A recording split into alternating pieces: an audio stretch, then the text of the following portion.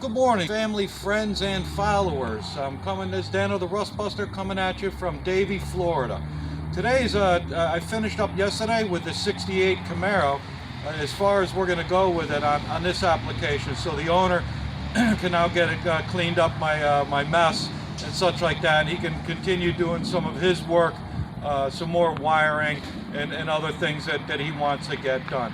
What do you say we take a look at what we got?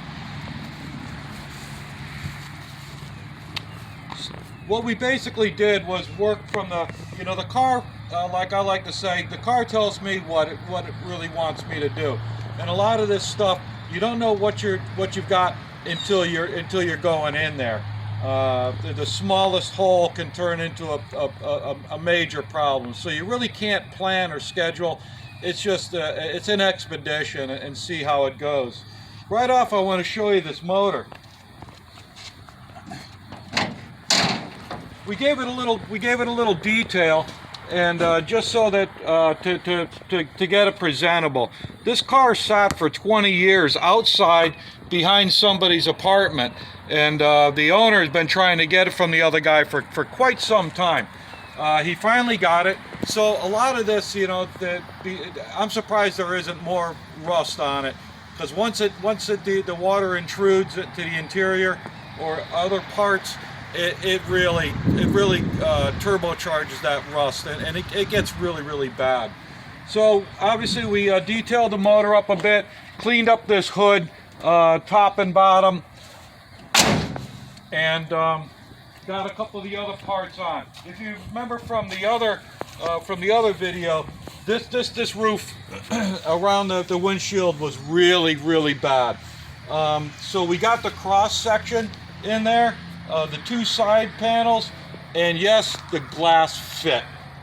It does have some shaping that the body shop's going to need to do, but this is what I consider my metal work. I build a good foundation for the body guys to work on from there, so they don't have to do any grinding or anything like that, hammering dents out and whatnot. I get as much as I can, so they do what they do best, which is float and form and get the finished color on there. The dashboard had a couple of big holes in it and cracks, and the owner considered replacing it, but before he could even think about it, I already had it fixed up, patched up. I knew where I was going. I've done this I don't know how many times. It's enough so that he can enjoy it without looking at this big hole and pieces missing where people put gauges and stuff like that.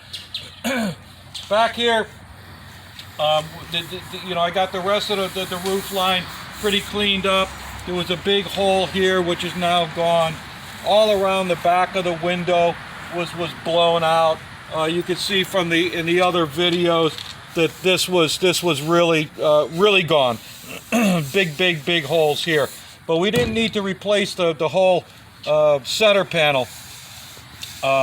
We just worked with what we got, and we came around, got all that laid in both sides, and then we worked her ass end a little bit. There was a couple of holes where they had connectors for racing and shut-off switches and stuff like that. He didn't want that anymore. That's not what he's using the car for.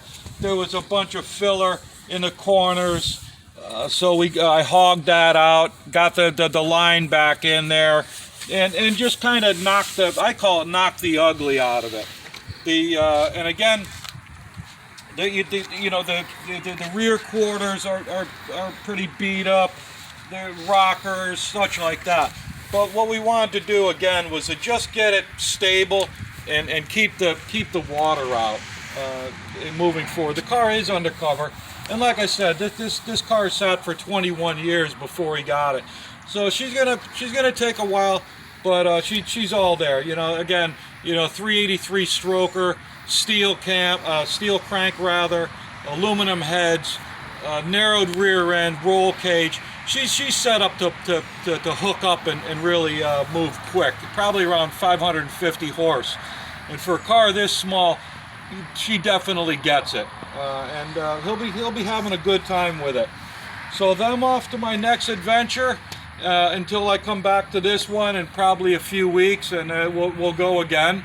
And that's about it for a nice Sunday morning in Davie, Florida. Until then, thank you and take care, y'all.